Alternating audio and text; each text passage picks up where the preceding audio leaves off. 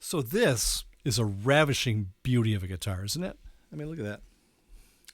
Can you see that Tahitian blue over that insanely deep quilt? It's just beautiful. So what I have here in this gorgeous specimen of artistry is a 2017 Ernie Ball Music Man BFR Steve Morse HH signature model. So that's a mouthful, huh? So Ernie Ball is another company that has Leo Fender's fingerprints all over it. When Leo Fender sold the Fender company to CBS in 1965, they made him sign a 10-year non-compete clause, so he couldn't directly be in charge of any company producing guitars or amplifiers during the ensuing 10 years. So CBS took the Fender company in a direction that a lot of people were very unhappy with. They started cutting costs and cutting quality and kind of driving the company down a little bit in a lot of ways, from a product perspective at least. I'm sure they were very profitable, but they took a lot of the soul out of the company, I think. So a lot of the senior executives in Fender kind of jumped ship after that, and two of them. One was Forrest White. Forrest White was VP of manufacturing for Fender when Leo was in charge. And then Tom Walker was a sales guy with Fender. So Tom Walker and Forrest White got together, and they left Fender and decided to start their own company called Trisonics. Trisonics was going to build guitars and amplifiers just like Fender. At the same time that was going on, Leo Fender started his own consulting firm called CLF Research. So Leo Fender was designing guitars and amplifiers under his CLF Research consulting firm, and Trisonics went to Leo Fender and said, "Hey, can you give us some money?" So anyway, they got financial backing from Leo Fender to start up Trisonics, and they were going to build Leo Fender's designs from his CLF Research company. That way, Leo Fender was only a consultant. He wasn't directly involved. He wasn't directly running the company, so he wasn't violating his non-compete clause. So they started out making amplifiers. They changed the name from Trisonics to Music Man in 1974, and then they started making the guitars from Leo Fender's designs. And then when his non-compete ran out, Leo Fender became the president of Music Man in 1975. So the amplifiers did quite well. They were very popular. You still see a lot of them out in the wild. They were really, really well built. They were kind of a hybrid tube and solid state models. The guitars didn't do so well. And I think it was not because of the quality or the designs, because they certainly were very, very fine quality guitars and very well built and everything. But I think that the sales didn't go so well, probably due to marketing primarily. They just didn't seem to put the effort into the marketing at Music Man. Anyway, so Leo Fender was not really happy with the direction the company was going and with the way the management was being run. He wasn't happy with, I guess, the lack of aggression in the sales and marketing department. So he cut ties with the company in 1979. So Music Man was going down the tubes, very frankly. And by 1984, Music Man was, for all practical purposes, going bankrupt. So in swoops Ernie Ball. Now, the Ernie Ball Company was started by Ernie Ball, and they made guitar accessories. They made straps, they made strings, they made pickups, they made cables, string winders, capos, all that kind of stuff that goes along with a guitar. And Ernie Ball was very profitable, a very successful company, and doing quite well, and had a fantastic marketing department. So Ernie had pretty much retired and handed the company over to his son, Sterling Ball. So Sterling Ball was president in 1984 when they decided to buy the Music Man Company and go into the business of making guitars.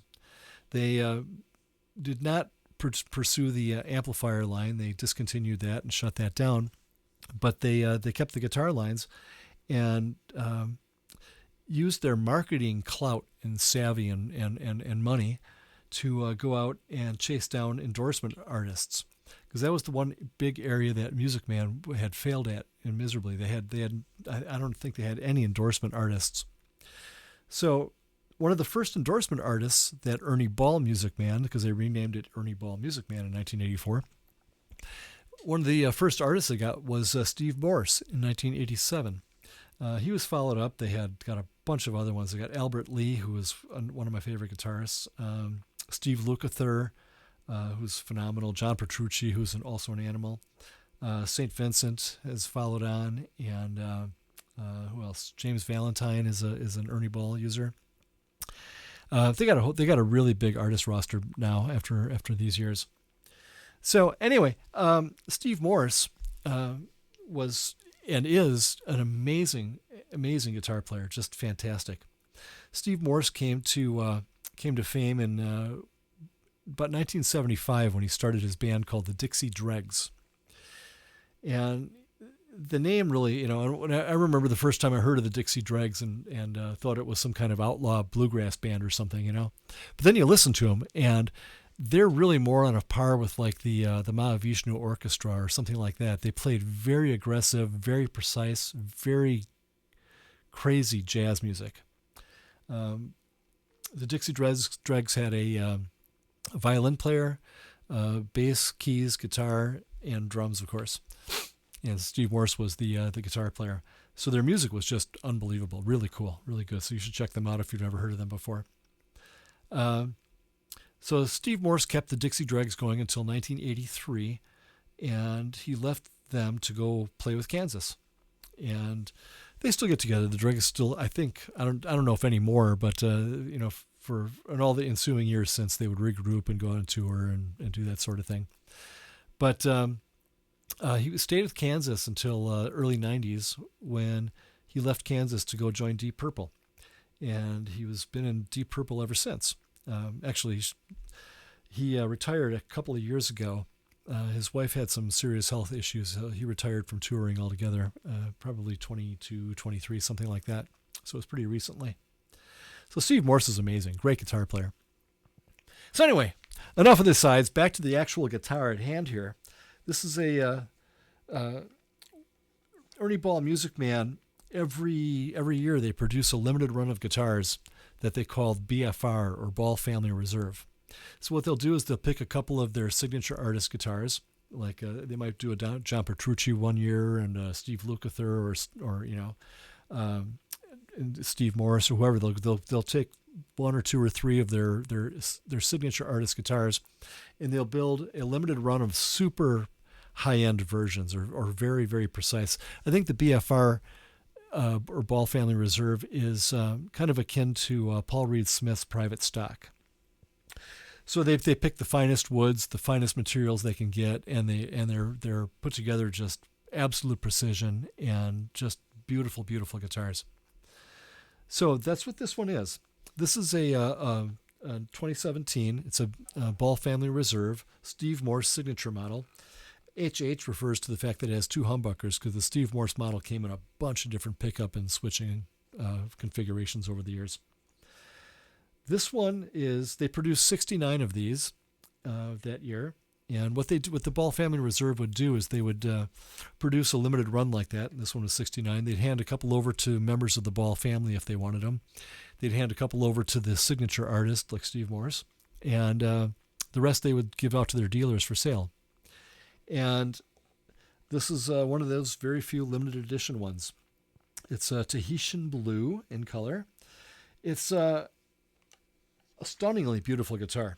I got this guitar in 2019.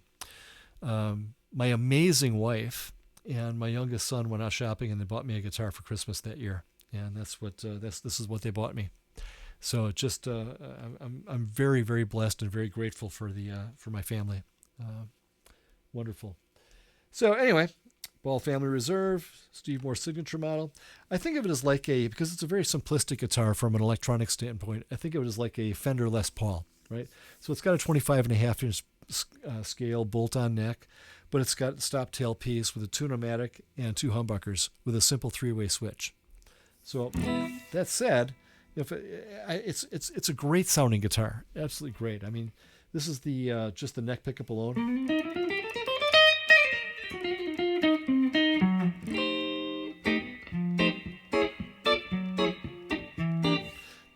Bring in the neck and and both pickups at the same time.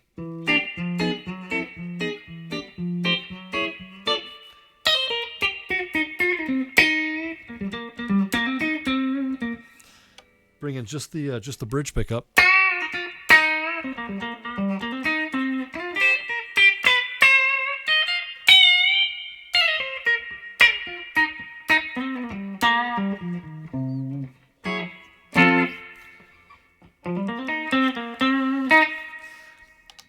So it's just a really, it's got you can get a squeeze a pretty wide variety of tones out of this. It's a great sounding guitar. I like it, and it's absolutely gorgeous. I mean, this is just a beautifully built guitar.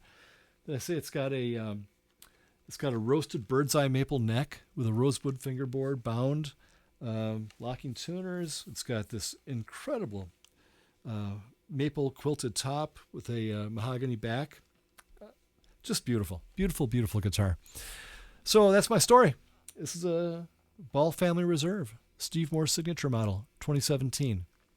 So number 13 of 69.